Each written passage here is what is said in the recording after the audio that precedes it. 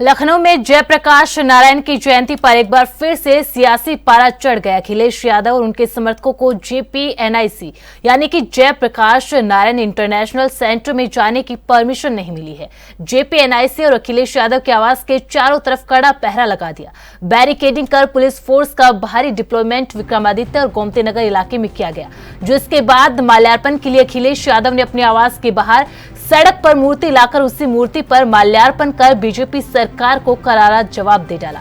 इस दौरान समाजवादी पार्टी ने जमकर सड़क पर हंगामा किया। इस दौरान हमारे संवाददाता जितेंद्र सिंह ने समाजवादी पार्टी के वरिष्ठ नेता राम गोविंद चौधरी से बातचीत की।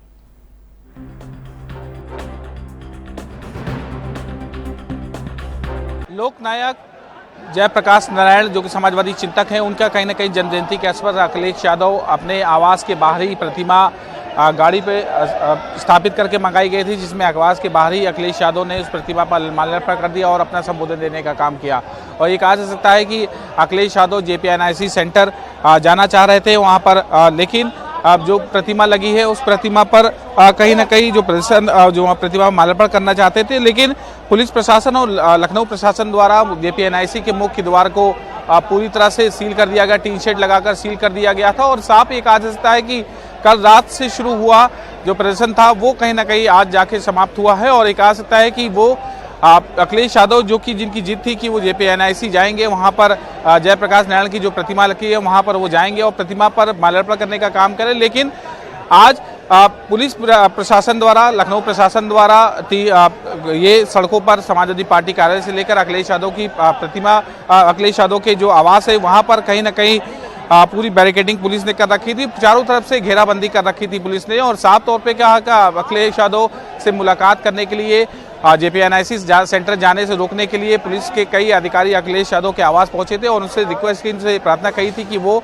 जेपीएनआईसी सेंटर न जाएं, वो प्रदर्शन को खत्म करें। अखिलेश यादव ने इस जो पुलिस अधिकारी उनकी रिक्वेस्ट को स्वीकार करते हुए वो जेपीएनआईसी सेंटर जाने का जो उनका इरादा था वो रद्द कर दिया और यहीं पर यहाँ पर जो प्रतिमा लगी है, जो गाड़ी पर प्रतिमा लाई गई थी आवास के बाहर से, उस प्रतिमा पर माल्यार्पण कर संबोधन देने का काम किया। और कल रात से ही शुरू हुआ जो प्रदर्शन था वो कहीं ना कहीं आज जाकर कहीं ना कहीं शांत हुआ। और साफ तौर पे अखिलेश यादव ने कई संदेश देने का काम किया, जहां भारतीय जनता पार्टी को घेरने का काम किया। उन्होंने साफ तौर पे कहा कि भारतीय जनता पार्टी हमारे इरादों को नहीं रोक पाएगी और बैरिकेडिंग, पुलिस की बैरिकेडिंग हमको कहीं ना कहीं हमारे जो चिंतक है, जो हमारे समाजवादी चिंतक है, जो लोकनायक हैं, वो उनको कहीं ना कहीं उनके जो तमाम जो महान लोग हैं उनकी कहीं ना कहीं उनकी जो जन्म जयंती हो चाहे पुण्यतिथि, उनको जाने से नहीं रोका जा सकता। तो अखिलेश यादव ने संदेश जाकर कहीं ना कहीं रखने का जो जाने का इरादा था वो अखिलेश यादव ने रद्द कर दिया है और अखिलेश यादव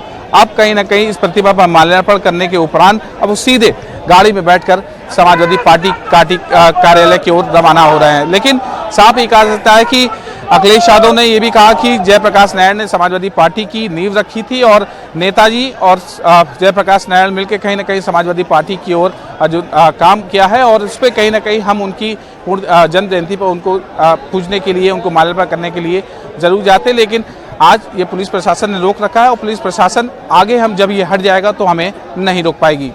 समाजवादी पार्टी के वरिष्ठ नेता राम गोविंद जी हमारे साथ हैं।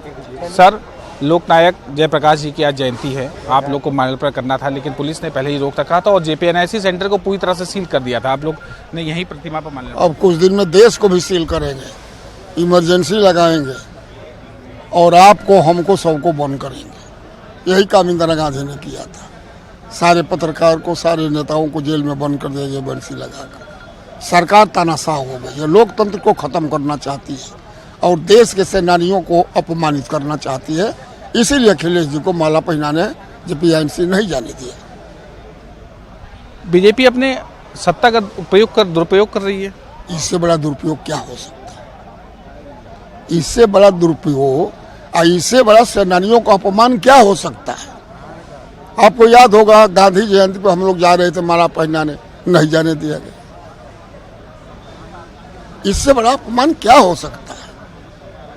प्रदेश और देश की जनता ही देख रही है और समय आ गया है कि जैसे आज़ादी में करो या मरो को नारा पर पूरा जनता, मजदूर, किसान सब सड़क पर आ गए। अब वो दिन नज़दीक आने वाला है अखिलेश यादव के नेतृत्व में देश सड़क पर आएगा और इनको नेस्तनाबूद कर दिया जाएगा। उपचुनाव में आप लोग ताकत पूरी लगाएंगे, 8-10 सीटों पर होने वाली। आई बेईमानों के बीच में कितना ताकत हम लोग लगाएंगे। 80,000 वोट मिल्कीपुर में काट दिया गया यादव मुसलमानों का, ये वोट है। फिर भी जनता मन बनाई है कि हम जिताएंगे। अखिलेश यादव जी कह रहे हैं पुलिस हट जाएगी, बैरिकेडिंग हट जाएगी, तब हम जरूर जाएंगे। हाँ तो बैरिकेडिंग हटे तब ना। जो अखिलेश यादव करेंगे समाजवादी पार्टी का नेता कार्यकर्ता सब काम करेंगे। जो अखिलेश यादव करेंगे समाजवादी पार्टी के नेता कार्यकर्ता वो सब करेंगे। और उत्तर प्रदेश में जो 10 विधानसभा सीटों पर उपचुनाव होना है उस पर कहीं ना कहीं हालांकि सरकार अपना पूरा जोर लगाएगी, लेकिन हम कहीं ना कहीं उसका जवाब देने का, मिल्कीपुर सीट पे 80,000 वोट काटने का काम उत्तर प्रदेश सरकार ने किया। और ये कहा सकता है कि आज अखिलेश यादव ने को बंदी बनाकर, अखिलेश यादव को रोककर कहीं ना कहीं वो पूरे देश को कहीं ना कहीं बंदी बनाने का काम कर सकते हैं। कैमरा पर्सन राजेश के साथ प्रिंस सिंह, ANB न्यूज़।